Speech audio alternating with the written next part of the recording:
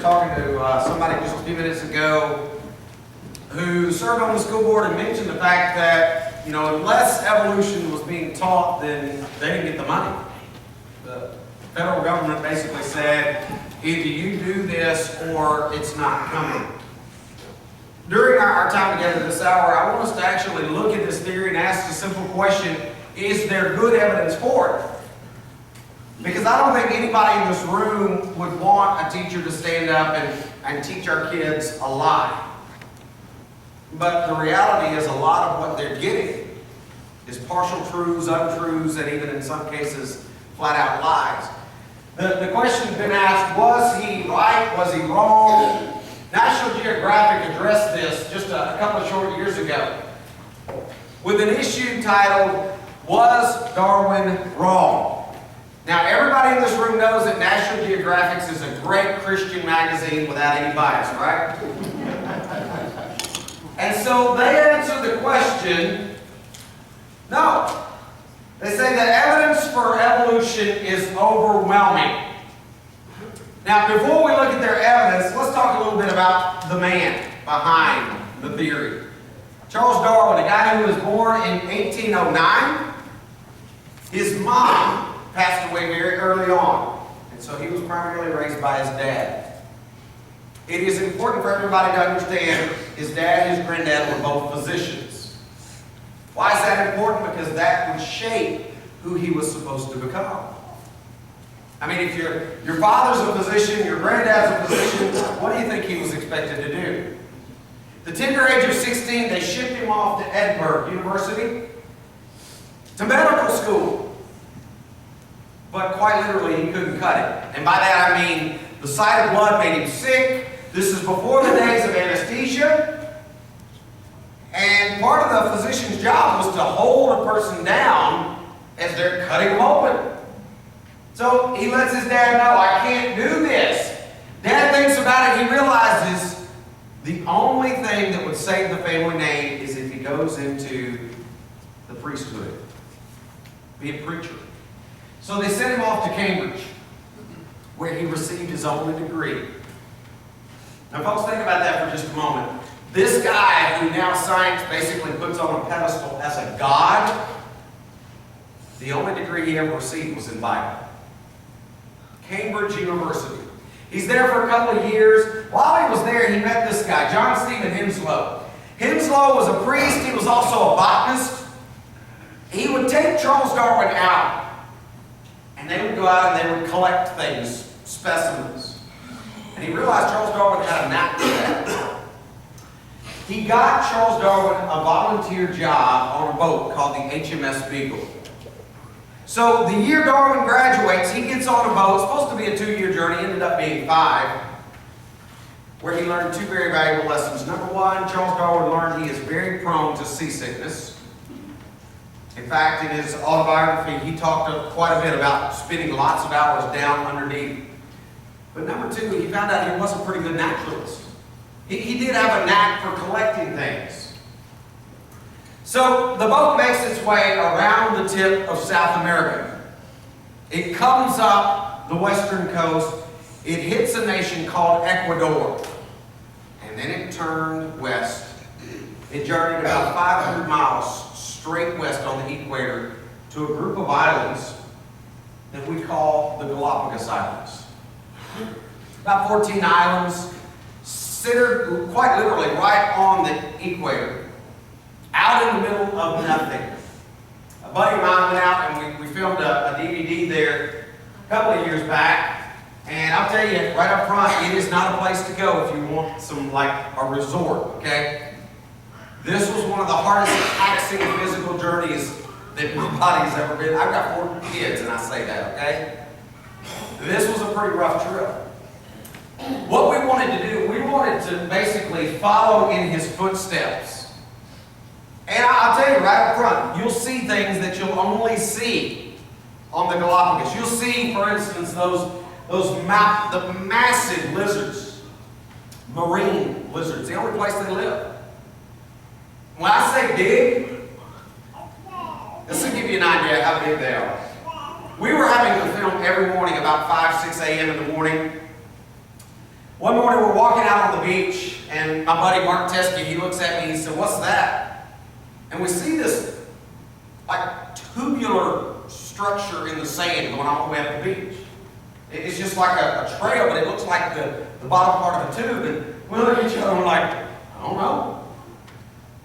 So I'm kind of getting ready. He follows the tube shape. All of a sudden, I look up, Mark comes running back to me. Turns out that tubular thing was from where one of these guys, about 6.5 feet long, his tail had been dragging. And it had left an imprint just like that. Now, thankfully, they are vegetarians, we learned later on, which is a very good thing. But as you can see, they don't look the nicest, do they? You'll also see things like those massive tortoises that you can ride. But folks, the real thing that got it all started was the finches. Darwin found 13 of them. And if you look carefully, you'll notice they all had different beaks. Charles Darwin did not believe that God could have created 13 individual finches out here on these islands. He thought surely there was an original pair. And from that original pair, we got all 13 different kinds. And so in his sketchbook, he actually started to draw this little tree. And then he took those finches and he applied it to everything. He thought, well, surely maybe God started with just an original something, and from that we got everything else. He wrote a book everybody in here has probably heard of. Interestingly, I would say 98% of you have never seen the full title. The reason I say that, we don't publish the full title anymore. The full title of his book was The Origin of Species by Means of Natural Selection, or The Preservation of Favored Races in the Struggle of Life. Favored races? Are you saying then that Charles Darwin believed that some races were above others? Yeah, we'll talk about that more in just a minute. But it's in this particular book that basically he's setting the stage for how everything allegedly came from something else. Now, I want to make sure we all understand what we're discussing. Evolution. And when I say evolution, I'm talking about his model. Basically says there's nothing out there supernatural. That everything can be explained by naturalistic causes. And that we all came from a common ancestor. Now, I do want to make sure that the young people understand the difference between macro or organic evolution versus microevolution. Young people, listen to me for a minute. Microevolution is true. Microevolution simply says this, that yes, things change within limited parameters. Like, for instance, dogs. Can we take two dogs, breed them, and get a different kind of dog? Or pea plants. Can we take different kinds of pea plants and breed them and get... Yeah. Okay, that's microevolution. But here's the point. If you think about it for a minute, you take those dogs. 200 years in the United States of America, we've been breeding dogs. We got sport dogs, we got short hairs, we got long hair, we got floppy ears, no ear, we got everything, right? I mean, we even got those little cheesy dogs that people put sweaters on that are not dogs. But in this nation, when you breed two dogs, what do you still get? You don't get a cactus. You don't get a rhinoceros. You get a dog. That's microevolution, okay? That does happen. The problem is they're trying to take that and jump species. They're trying to say, you can take dogs and get all kinds of different things. Something we've never seen in science. In answering this question, was Darwin wrong? The very first thing that I want to point out, look at how they frame the argument. They say that this is a theory that you can take to the bank. In fact, that the supporting evidence is abundant, is various, ever increasing, solidly interconnected, easily available in museums, popular books, textbooks, and a mapless accumulation of peer-reviewed scientific studies. No one needs to and no one should accept evolution merely as a matter of faith. I want to remind everybody in this room of a very famous quote by one of Hitler's chief of staff, who said, and I quote, "If you say a lie loud enough and long enough, the people will believe it." And that's what they're doing. Interestingly, this 33-page, quote, documentary in National Geographic is written by a guy named David Quayman. Now, I want to share with you David Quayman's own words about himself. He gave a short little interview. He said, I did my graduate work on William Faulkner. My training was all in literature, not biology. But when I couldn't make it as a fiction writer, I would say he's a pretty good fiction writer. He said, I turned to this. I like it more. I get to talk to biologists, walk the rainforest, and see the world. And so that qualifies this guy to talk about whether or not Darwin was right or wrong.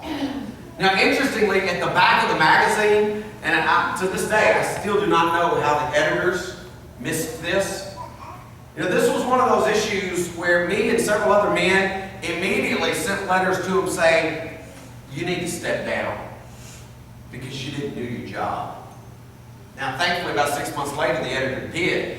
But how in the world he missed this? He's got an issue on evolution, but in the back of the magazine, he's got an article on these autonomous vehicles. You know, the ones that allegedly you don't need any kind of human control. Take a look at what it says. The autonomous vehicles had trouble figuring out fast enough the significance of obstacles that a 2-year-old human recognizes immediately.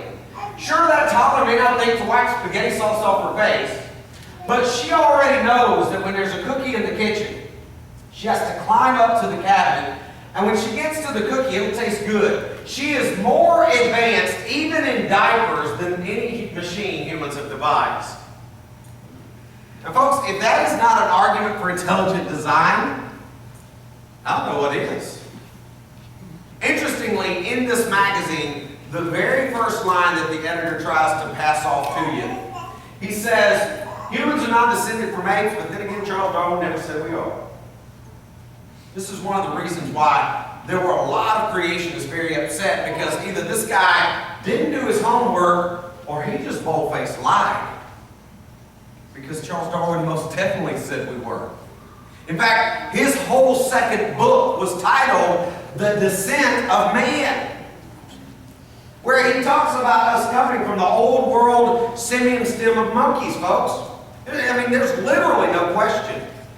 In fact, it was Charles Darwin that said, there is no fundamental difference between man and the higher mammals in their mental faculties. Okay, stop right there. Let's have a little learning session. Anybody in this room ever see a chimp design a satellite TV? Or maybe this. Maybe we've got a chimp that lives in the zoo. He likes his house, but he decides that the next generation is going to have central heat and air. Right? No, they don't do that, do they? And then the next generation says, not only do I want central heat and air, I need to be environmentally friendly. I want a digital thermostat. No, they just live outside, don't they? Folks, humans build on knowledge. What he's saying right here, can anybody in this room picture Henry Ford as he's rolling out his Model Ts? Can you picture him thinking, well, you know, pretty soon they'll be putting GPSs and video systems and they're going to have airbags in these things? Humans build on knowledge. Animals don't. And as such, they throw stuff out like this and they put pictures to basically try to brainwash our kids. All of us in here, very familiar with images like these. The alleged missing link. Now, the one question that I want to ask over and over during this hour, and I want you to remember this question, where's the evidence? Now, if you're going to tell me that we evolved from some ape-like creature and that Darwin was right, show me the evidence. This guy right here on the right-hand side, it is a creature that scientists have dubbed Ardipithecus rhamidus caudata. He goes by the nickname Artie. He's actually replacing Lucy. So we ask that question, where's the evidence? Along the screen, there's their evidence. And I want you to look very carefully. You'll notice there are 5 little boxes separated by these little thin white lines. The reason why there's 5 boxes is because those fossils have been found in 5 different locations. Not all together. What do we got? Take a look. We got some finger bones, a toe bone. These are molars from the back of the teeth. This is the head of a femur. All of the stuff you see right here in the middle, every bit of that, those are all teeth. You got the mandible of the jawbone. You got some long bones of the arm. That's all they got. And so from that, they're going to give us this guy named Artie. Now I want you to read one of the admissions they made about this guy. They said, Celeste and his colleagues haven't collected enough bones yet to reconstruct with great precision what Gadaba looked like. But they do know that it was about the size of a modern common chimpanzee, which when standing averaged about 4 feet tall. Alright, so let me get this straight. We haven't collected enough bones to know what the guy looks like, and yet we're going to put his picture on the cover of Time and then a 2-page spread of the magazine? Yeah, they did. But here's the best part. They've got a picture of that single toe bone. Now let me remind you, this is the only bone they've got below the head of the femur, right? They've got a picture of the toe bone with a caption that says, this toe bone proves the creature walked on 2 legs. And folks, the human foot's got 26 bones in it. They have 1. And yet, I want you to read one other admission that they buried in this article. In commenting on this particular bone, they said, not only is it separated in time by several 100,000 years, but it was also found some 10 miles away from the rest of the bones. Guess it just walked away? Can you imagine going out front right here, digging up some bones, and you get a call from a friend on the other side of Savannah saying, hey, just found a toe bone, I think it goes with your collection. What would you say? You're nuts. 10 miles? What we're going to do for a few minutes is we're going to walk down what I have deemed as evolution's hall of shame. It's a long hall. Our kids never get to see it. Lots of doors on this hallway. Our first character is my favorite. This guy right here. Nebraska Man. Nebraska Man was actually introduced during the Scopes monkey trial as evidence for evolution. In fact, there you see a picture that was put in the Illustrated London News in 1922.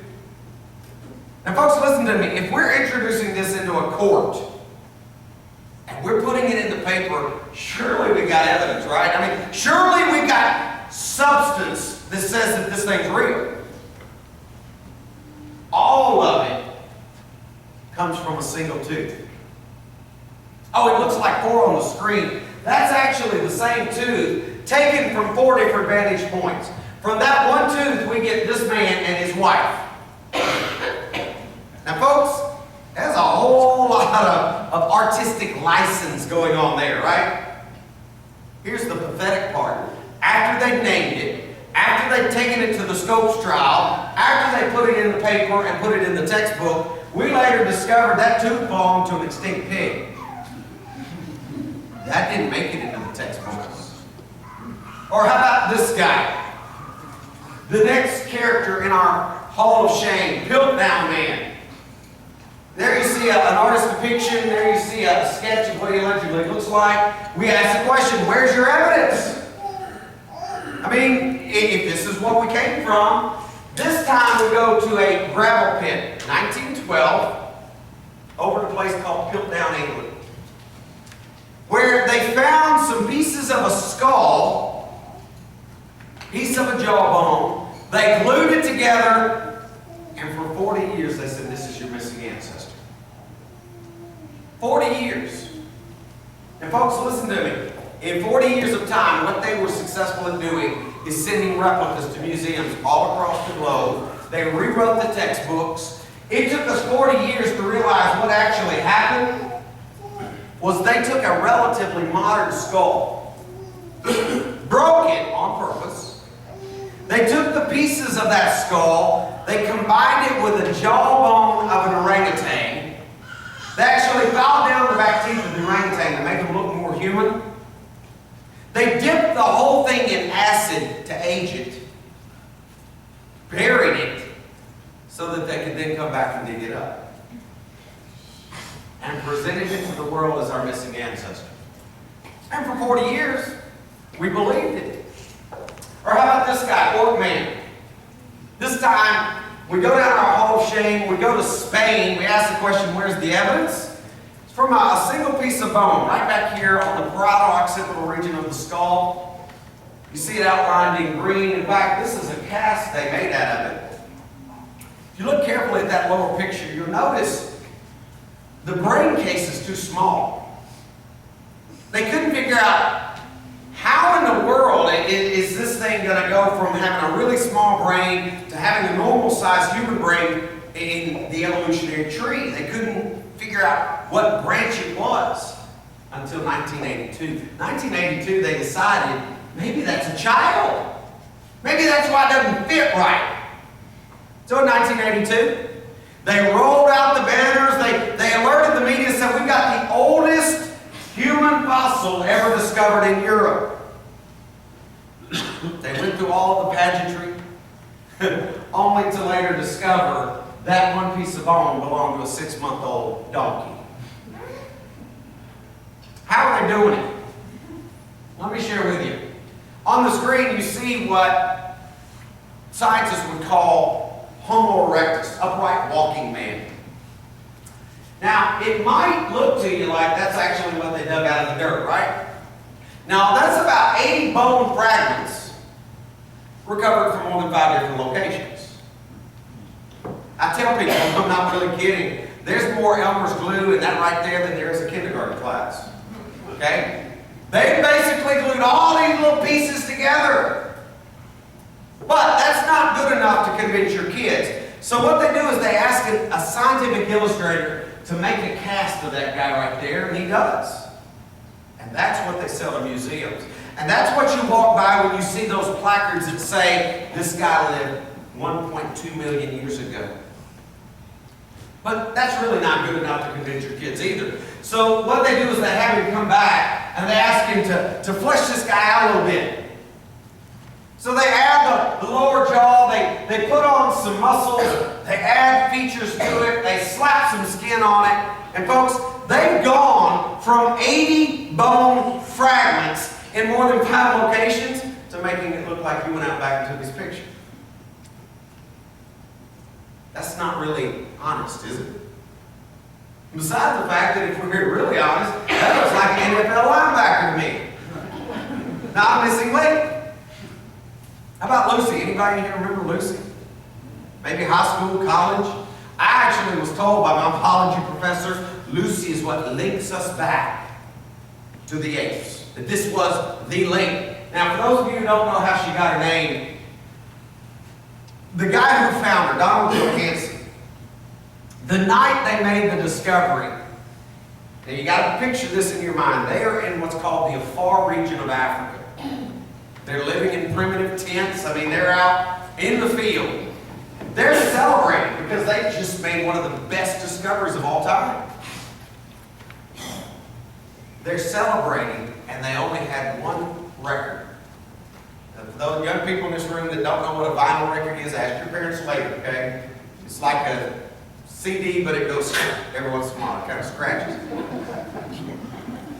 I had one record to play over and over all night long, and that was Lucy in the Sky with Diamonds. And the name stuck. Now, here's the interesting thing about Lucy. She was found more than 25 years ago. And when she was first announced, of course, the media immediately jumped on it and said, hey, missing ancestor, we've got everything we need now. Let's just forget about God.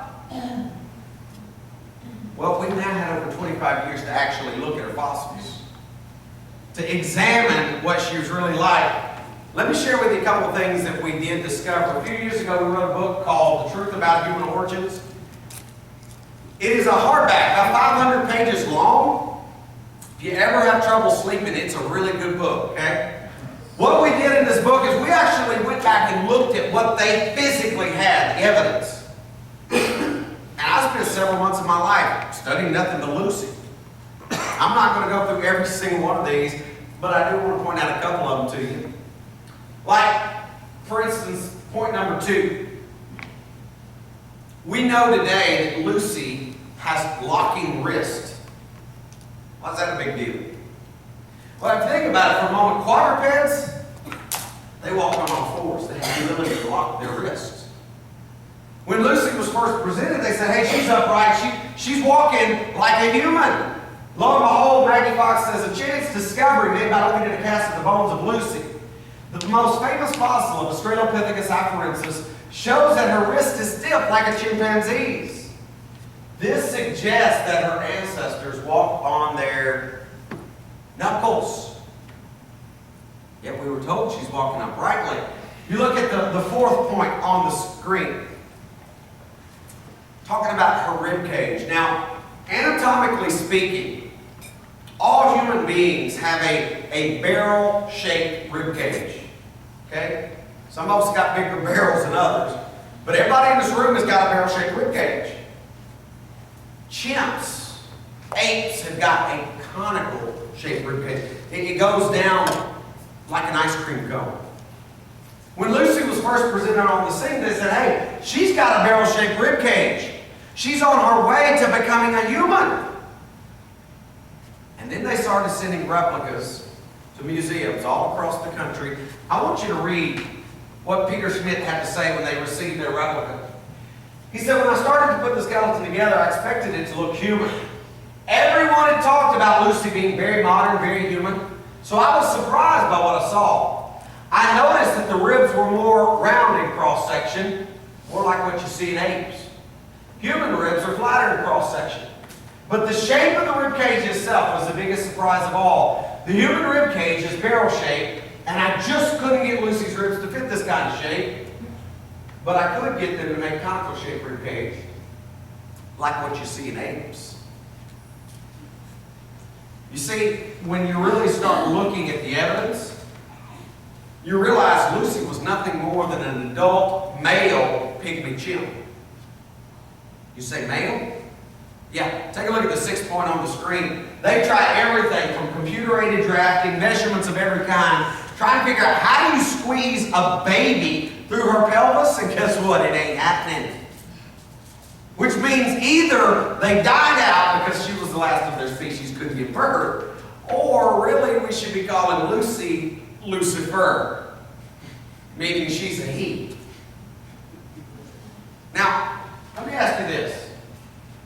How many of you in here have actually seen a picture like that representing Lucy? Anybody? Several of you. Okay, here's an interesting question. Is that really Lucy? Because every single one of these has been published as being Lucy.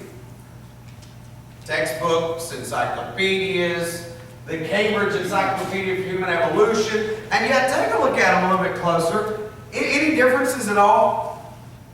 Like, for instance, how many ribs did Lucy have? Because all of those have been published as being Lucy. You got some with 5, you got some with 7. It's kind of begs the question, would the real Lucy please stand up? Or how about this guy, Neanderthal man? Probably the most famous of all the alleged missing links. Now I realize, let me just go and say this up front. I know that there are some ladies in this room that believe that you live with a Neanderthal. Just because he acts like that does not mean that evolution is true, okay? You see on the screen what basically they would constantly bombard us with, this idea of some creature that lived in a cave. By the way, do we have people that live in caves today? Yeah.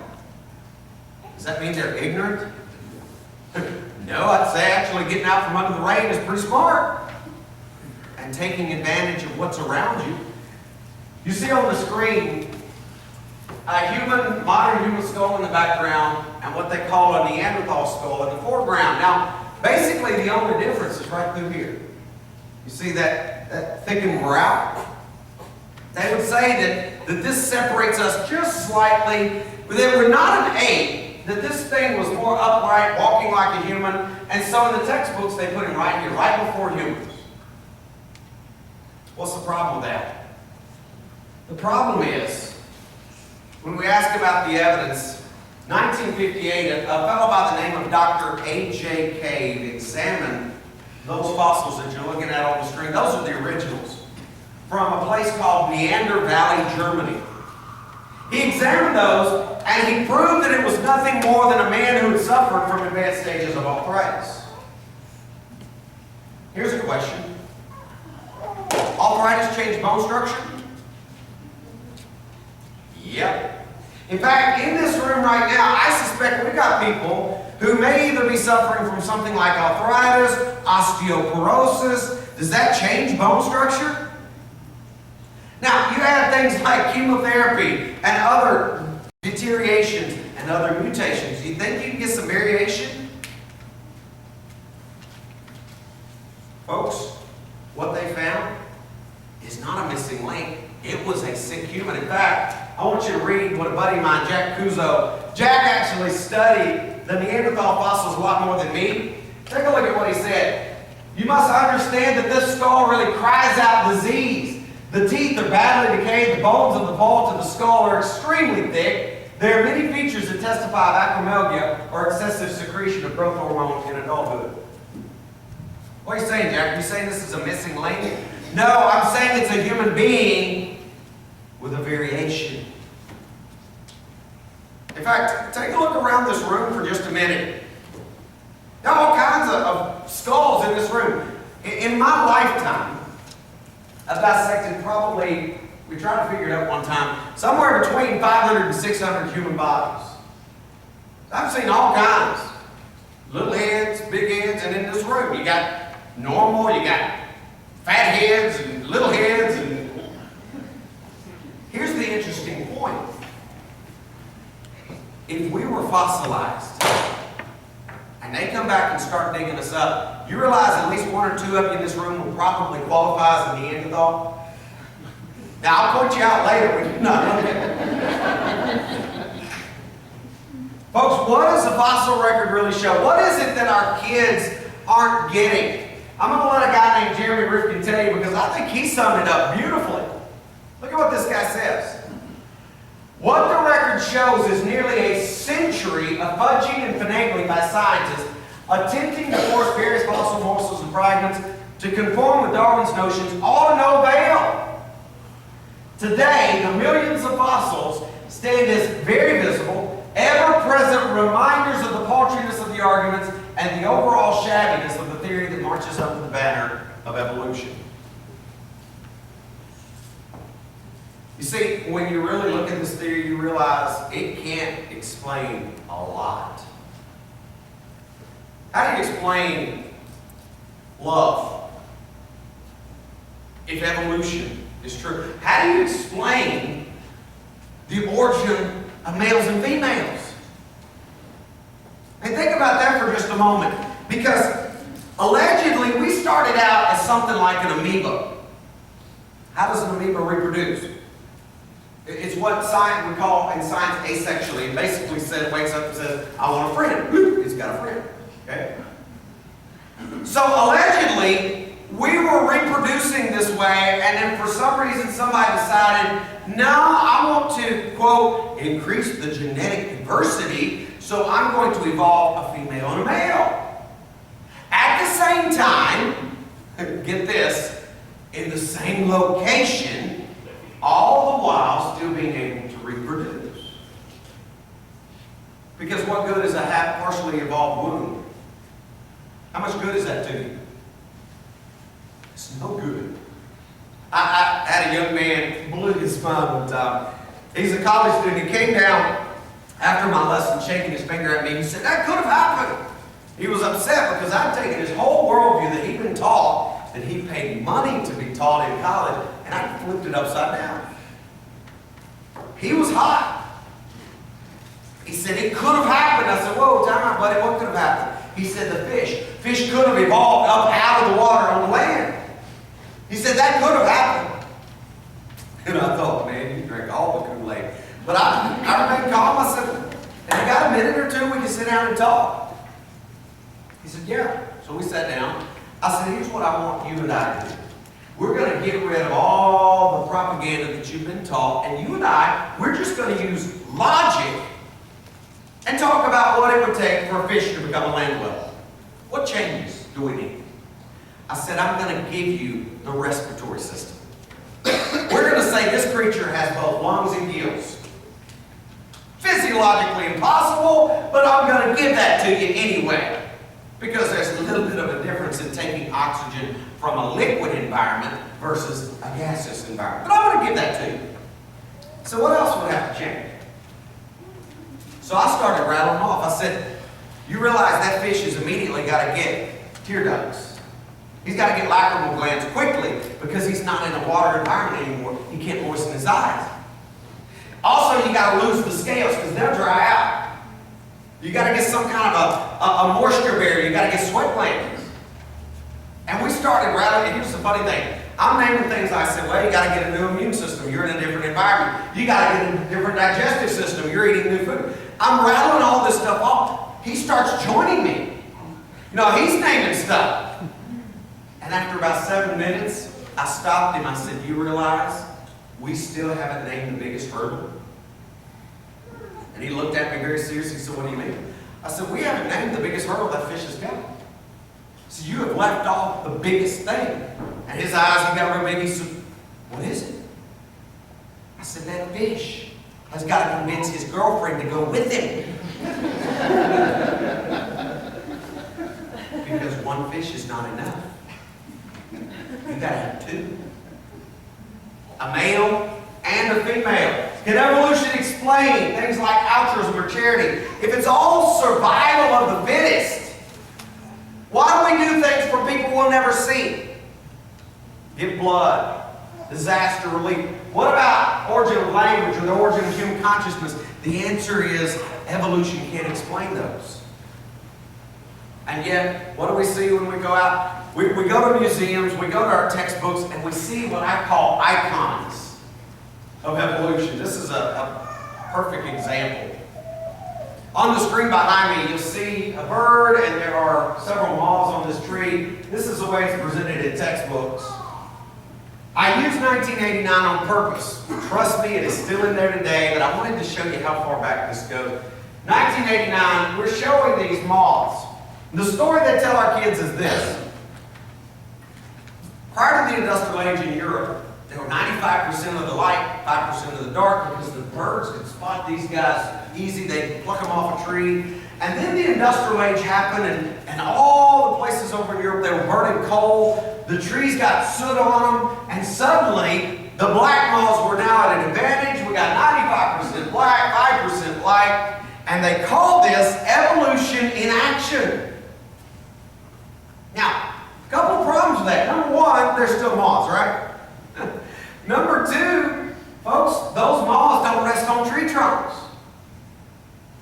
You say, oh, time out, Brad, you just showed them on tree trunks. Yeah, those are dead. They've either been pinned or glued. And that picture has been staged. We know after 40 years of research, folks, that doesn't really happen. Number two, they don't have a tendency to choose matching background. They don't look and say, oh, that's a dark tree, I'm a dark moth, I'll land there. They don't do that. But notice number three. The guy who did this original research, his name was Kettlewell. Original guy. Nobody has been able to replicate his findings. So you know what we call that in science? It's garbage. And yet we're still putting this in textbooks. I want you to read a quote from a textbook writer. This is a guy named Bob Ritter, who was asked point blank, why are you putting fake pictures in the textbooks? Take a look at what he says. You have to look at the audience. How convoluted do you want to make it for a first-time learner? The advantage of this example of natural selection is that it's extremely visual. We want to get across the idea of selective adaptation. Later on, they, talking about high school students, can look at the work critically. Later on, you can discern if it's true or not, but it sells the picture that we want to sell. You see, as you start really peeling back the layers, you see that Darwin's theory, it doesn't have the answers. I'm going to give you one more before we actually take a break. We'll look at embryology.